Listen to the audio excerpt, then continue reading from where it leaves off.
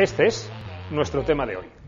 La Xunta quiere convertir a los profesores en autoridades públicas. Eso quiere decir que en caso de conflicto su testimonio tendría presunción de veracidad, como por ejemplo el de un policía. Pero sin embargo, este anteproyecto de ley no acaba ahí. En los centros se podrá decir, por ejemplo, si la vestimenta de los alumnos es o no la adecuada. Y lo que nos preguntamos ¿es esto necesario? ¿Hace falta que una ley devuelva a los profesores la autoridad de la que poco a poco la sociedad los ha ido despojando? ¿O es tan solo una norma ideológica que ataca los síntomas y no las causas de los problemas? Es lo que vamos a intentar descubrir hoy. Por cierto, nosotros en Control V también tenemos presunción de veracidad. Y tú deja eso.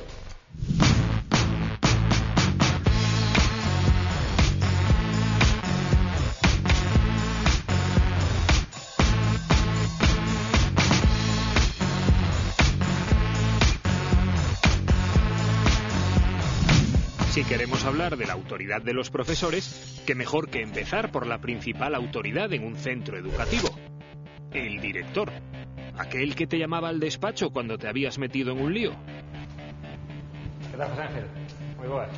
Hola, ¿qué hay? Muy bien, ¿qué tal? Qué momento de tranquilidad, están todos en clase, ¿no? José Ángel Suárez preside a los directores de secundaria de Galicia. Como él, parece que muchos estaban esperando esta lei. Pois o anteproxecto de lei era algo que estábamos a comunidade educativa a demandar hai tempo, por a sencilla razón de que pensábamos, non, que tiñamos unha situación de unha certa indefensión xurídica e de perda de autoridade en xeral, sobre todo con respecto non tanto ao alumnado, sino cos pais, nais, etc. Non? É máis complicado ás veces poñerse de acordo cos pais que cos rapaces? Con respecto ao alumnado non é tan conflictivo. O trato moitas veces todo isto resposta a unha situación familiar determinada e unha situación donde os rapaces e rapazas sentense respaldados polos propios pais, e aí un pouco onde deriva o problema, porque se actuaríamos de outro xeito, nos tivésemos outro tipo de concepción, penso que as situacións moitas delas desbloquearíanse moito máis facilmente. Porque aquilo de que o profesor falaba co pai e o pai tomaba medidas co rapaz pasou a historia. Sí. Cando estudiaba non tiñamos medo a outra cousa que chamaran con nosos pais. Sí, bueno, pero eso xa non é así, máis ben incluso de un pouco a volta. Tamén hai que pensar que non é o xenérico en todas as familias, o sea, a familia habitual e normal, pero bueno, ese é o 90% e o 90% non é onde temos eses problemas. Evidentemente esas leis deste tipo non lles afectan, nin lles van servir para nada, pero temos unha bolsa de conflictividade e un certo número de xente que realmente pois a actuación está máis complicada que antes, non? Nese sentido. O que pasa, sempre se fala de que Galicia é unha das comunidades menos conflictivas, non? Sí. Facía falta realmente, entón?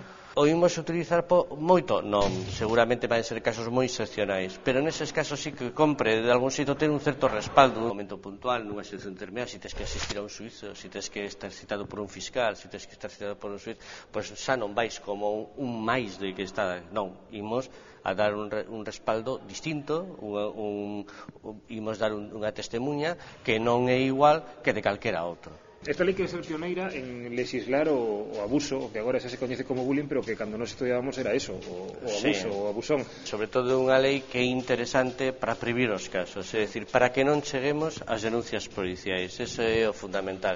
Non cabe a menor dúbida que os centros educativos nese sentido temos a importancia e que debemos ter unha vixiancia e unha información correcta e a podemos trasladar moito mellor que outros.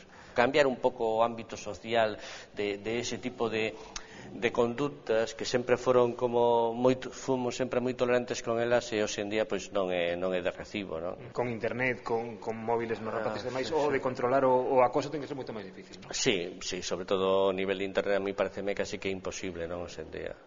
Sin unha colaboración moi clara dos pais e que eles interveñan no control da rede, prácticamente para nós eso, unha vez que saen os rapaces de aquí, no centro sabemos perfectamente que non hai un uso dese tipo de redes e dese tipo de formas, pero fora na casa Toca o centro tamén decir, por exemplo, que é adecuado ou non levar vestido, que prendas de roupas poden ou non levar, ou ou cousas como se poden ter móviles ou outras sustancias, como di o anteproxecto. Todos estamos de acordo que isto ten un marco educativo. Na vestimenta non podemos precisar cal é isto, pero sí que hai unhas certas normas de decoro que a ninguén se nos ocurre ir cando vamos a determinado tipo de sitios ir vestidos de un xeito ou de outro, non? O sea, parece que non ten moito sentido que aquí podamos vir vestidos en bañador, non? Como chega o verano e está cerca a praia, pois tal, bueno, pois ese tipo de normas de decoro que en definitiva pois son de sentido común. Con respecto aos móviles está prácticamente legislado, está claro que unha falta de educación, non, que estando un profesor ou estando calquera explicando pois que so o móvil, etc. Somos demasiado tolerantes tamén, nos, dentro da sociedade con respecto a este tipo de cousas.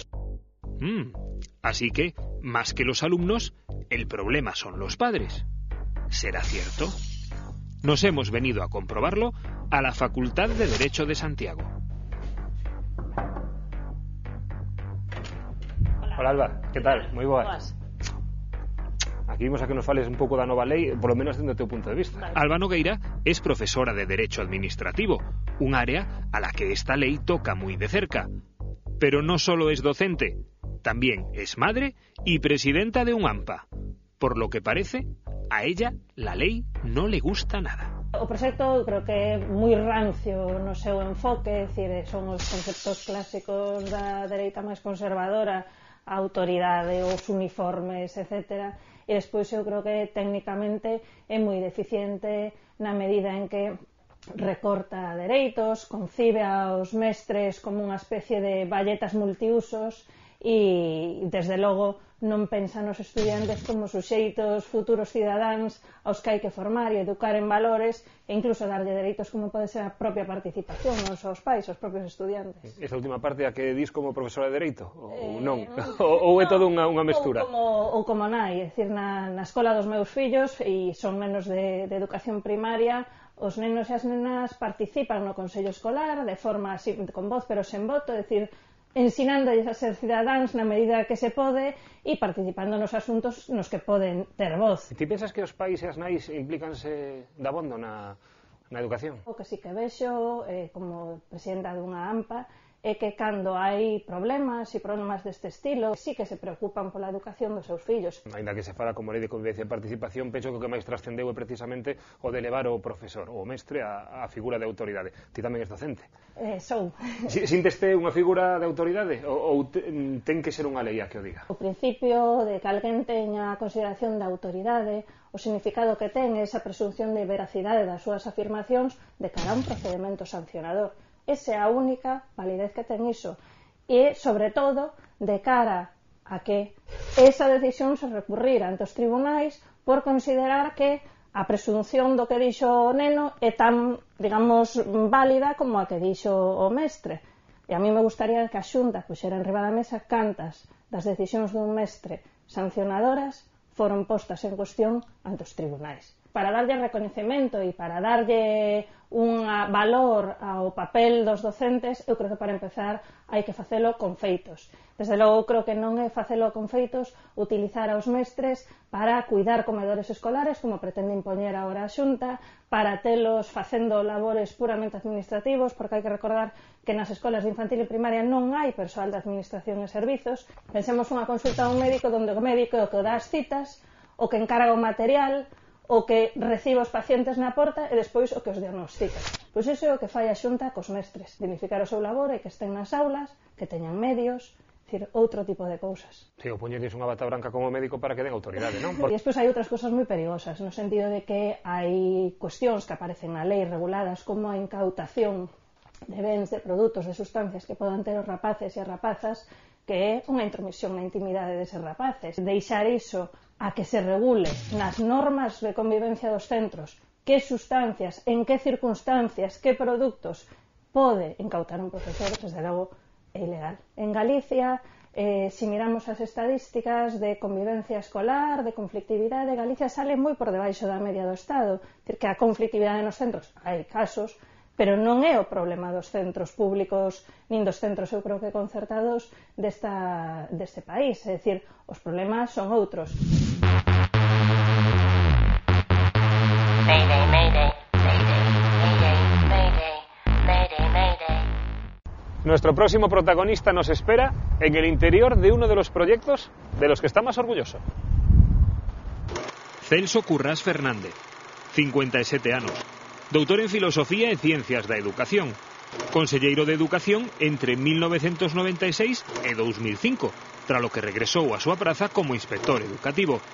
Encántalle que un colexio de Nigrán leve o seu nome, pese a que ninguén llo preguntou. O do seu pobo natal, Trabada, tamén se chama Celso Currás, pero é polo seu pai, o mestre. El está totalmente a prol da lei de convivencia. Eu creo que é unha lei necesaria, era necesaria.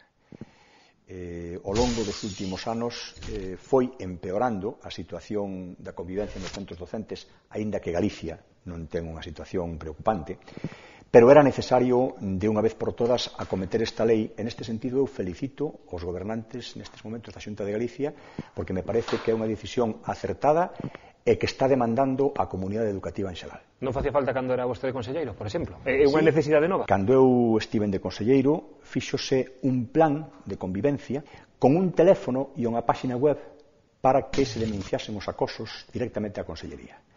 Naquel momento non había unha situación tampouco moi problemática e non se fixeron, digamos, máis accións específicas sobre convivencia. Que pasa?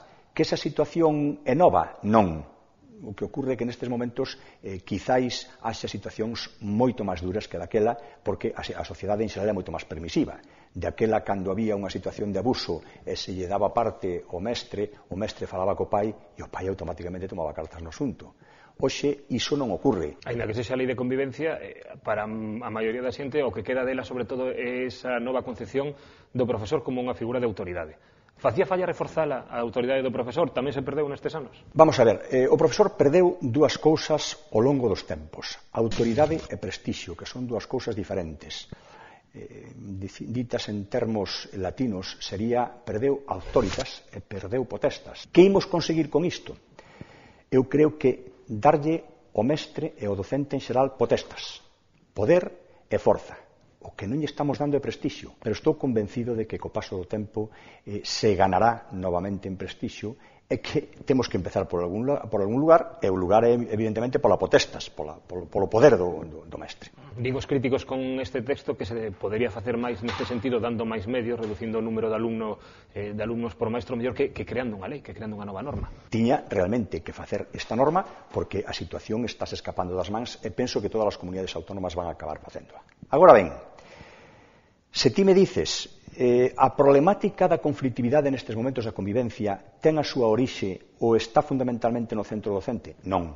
A problemática o liberalismo, de a falta de normas e de disciplina está fundamentalmente na familia. Eu creo que esta lei debe de levar ao mesmo tempo que a súa implantación un reforzo da implicación e da colaboración da familia no centro docente. Mentres non haxa un entendemento entre estas dúas institucións, as cousas non poden ir ben. E como se convence os pais para que se impliquen? Bueno, eu nestes momentos creo que a principal demanda que existe no ámbito educativo é a de formación de pais. Ensinarlle aos pais cales son os principios educativos fundamentais, que é o que deben de facer, que é o que non deben de facer. Vostede, a autoridade, ten que saber por que é inspector. E todos lembramos que o profesor podíamos tomarlo máis ou menos en serio, pero cando nos dicían que viña o inspector, ese día estábamos todos firmes. Non, os inspectores non deron medo nunca. Un poquinho de respeto daban. Bueno, pero tamén o daban naquele momento o mestre. Algún, sí. Era un contexto social determinado. Teña unha aportación tamén para mellorar isto da autoridade. Pero é que hai algo que se perdeu entre os profesores e que impuña bastante, e que vostede o ten, que é o do bigote. Ah, sí, houve unha época en que había uns bigotes, ademais, retorcidos. Un profe con bigote sempre dá máis respeto. Sí. Non sei se un inspector ocurre o mesmo, pero bueno, un profe sí, efectivamente, ou con barbas. El pavo real. Una buena metáfora del carácter complicado de algunos adolescentes problemáticos. En el Santo Anxo de Rábade, los animales forman parte de la terapia de los alumnos. Con sus 120.000 metros cuadrados, este centro de reeducación es el mayor de Galicia. Buenas tardes. Muchas gracias por recibirnos. Vale, gracias a vosotros por venir. Jesús Robles, su director, sabe como pocos lo que es luchar con chavales que tienen serios problemas con la autoridad. Nosotros atendemos a menores que han agotado otros servicios. pues han fracasado en otros centros de protección, en otros centros de menores, en otros centros educativos. Diríamos que de aquí, pues el chaval, si sigue delinquiendo o tal, pues se tendría que acabar en un centro de reforma con una medida judicial. Desde ese punto de vista somos el último eslabón. ¿Y cómo se trabaja aquí? Una vez llegados aquí, esos chavales con todos esos problemas, me imagino con situaciones familiares complicadas, ¿cómo se empieza con ellos? Pues nos apoyamos mucho en equipos externos. Esto es un trabajo de equipo, ¿no? Nosotros solos no podríamos. Si hubiese que ir a la causa de esta violencia, la causa que genera estos conflictos, ¿podríamos hablar de una principal o son muchos factores? Yo me quedo con la frase esa de los africanos, ¿no? que educa la tribu. Realmente educamos todos. ¿Qué pasa? Que en este momento la tribu no está educando. Y ahí es donde veo yo realmente el problema. Una parte tienen los profesores, otra parte los padres, otra parte un poco todo el sistema que tenemos. Yo creo que está muy en todos los sitios. Los límites, que ahora mismo estos chavales pues no conocen límites. Yo creo que todo eso hay que empezar a identificarlo, esta constelación de problemas en unas edades muy tempranas. No esperar a que el niño tenga pues 16, 17 años, porque entonces es un poco más complicado el cambio. ¿Y hay indicios que desde pequeño nos pueden por decir supuesto, que va a haber problemas? ¿Sí? Por supuesto que hay indicios. El tan traído llevado hiperactivo, pues son chavales que se mueven más de lo normal, chavales que tardan un poco más en aprender que otros, chavales que se traen de su casa todos los problemas bastante gordos, familiares, y entonces identifican a los padres, a los profesores con los padres y plantean los mismos conflictos en casa que fuera. Es decir, que es relativamente fácil. Yo siempre critico a los profesores que quizá en las aulas había que dar otras cosas aparte de los conocimientos, que quizá había que ir más allá de llegar, dar la clase y marchar, etcétera, etcétera. Esto no es una universidad, esto es una cosa mucho más sencilla y a la vez más complicada.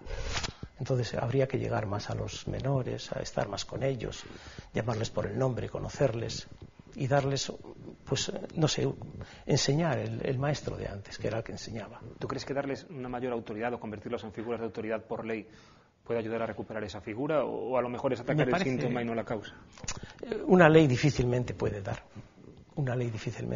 autoridad a un profesor. Yo creo que eso es una cosa que sí, podemos hacer una ley, que ahora mismo hay una ley del menor y no sé hasta qué punto las cosas han mejorado o no. Está bien que se nos tenga en cuenta a los que nos dedicamos a esto, porque hasta ahora pues no se nos tenía en cuenta.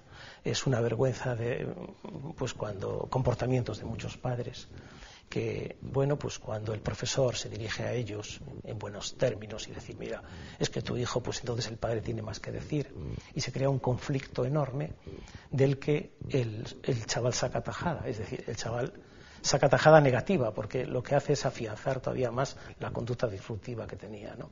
Oye, ¿y qué grado de éxito hay cuando se van? Si se puede medir así. Sí, creo que estamos haciendo una labor interesante y prueba de ello es que, ya llevamos aquí así algunos años y vemos que estamos haciendo algo y por eso estamos animados y cada vez nos animamos más. Estamos sacando a los chavales adelante. Todavía nos queda un sitio más, un lugar donde el concepto de autoridad es totalmente diferente.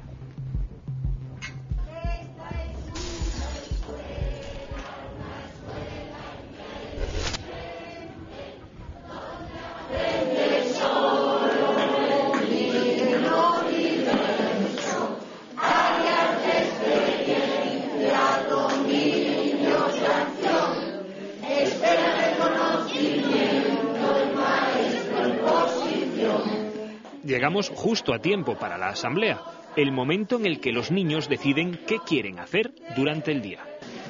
Joan, ven. Un momento, escuchar al compañero. Primero, dibujo libre. Segundo, construcciones. Y de tercero,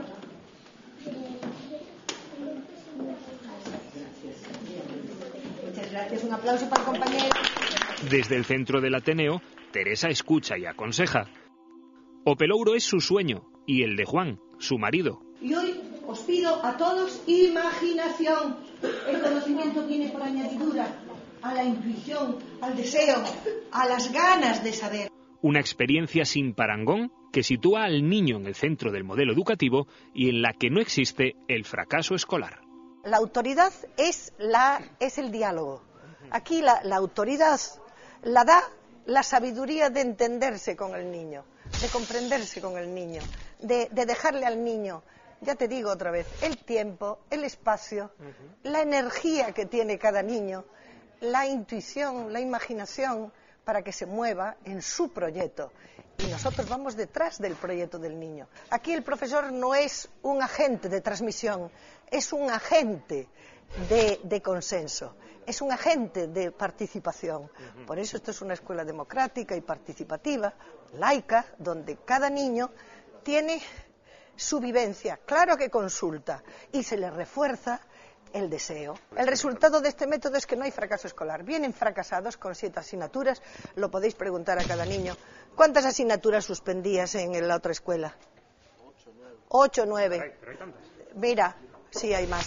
¿Cuántas suspendías en la otra escuela? ¿Cuántas suspendías en la otra escuela? Todas. ¿Tú? 6. ¿Tú? 9. O sea, aquí los niños, aquí se corrige. Y estos chavales, este va a probar, seguro. Mira, esto, por ejemplo... ¿Esto es un mapa mental? Sí. Esto es un mapa mental. Entonces, ¿sobre qué? Sobre el pelouro, sobre qué? Un medio de expresar gráficamente que é a súa escola e que é o que fan aquí cada día. E realmente xira en torno ao que decían eles, non? Por un lado a creatividade, por outro lado o ser e por outro lado os procesos de creación desde eles mesmos.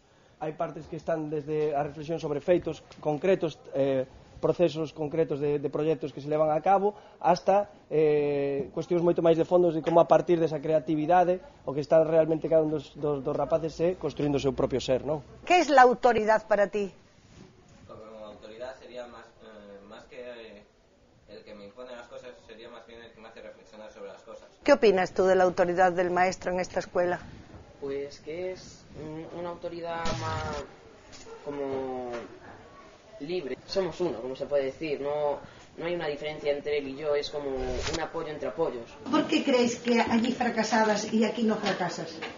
Pues por la imposición, de que yo no aceptaba que me imponieran lo que tenía que saber, que yo quería saber mis intereses. No nos dejan pensar por nosotros mismos, sino que nos cierran solo a lo que ellos quieren. Aquí nos dan un abanico de ideas y nos enfocan un camino que es el correcto para nosotros y nos dejan pensar libres. Acaba siendo un consenso informado, porque yo te informo que hay unas reglas de juego y unas reglas de juego. En esta escuela no hay colegueo. La situación es la relatividad de la flexibilidad de entenderse con el chaval en los procesos de cambio. Y ahí, cuando se está con el chaval respeta totalmente las leyes y las reglas de cambio, ¿no? Es otra gestión, es otro encuentro. Entonces, no son los resultados que hay que atajar por la ley. No, son los pródromos, son los principios de esa gestión lo que hay que hacer. Y aún en el sentido de niños con dramas existenciales, de darle patadas en los ovarios a las profesoras, de niños hicieron, que no voy a decir, cosas tremendas en las escuelas y que están aquí en este momento, en esta escuela. Aquí eso se aparca, se tiene el informe, se sabe de esos pródromos también patológicos, pero se está en el como si posible de los potenciales. Y si un niño dices, ¿tú quién eres? ¿Qué quieres? Simplemente con que abra la boca y diga, quiero estudiar hoy a los griegos, ya estás con él. Es fácil entender por qué, para iniciar 2011, en Opelouro han elegido una frase de Einstein: la imaginación es más importante que el conocimiento. Y debe ser cierto. Lo dice toda una autoridad. ¿Yo puedo probarlo? Sí, pruébalo, claro. Es un tobogán preparado. Voy. Creo que esto no desliza bien, ¿sí? Venga, desliza. Va. Ahí va.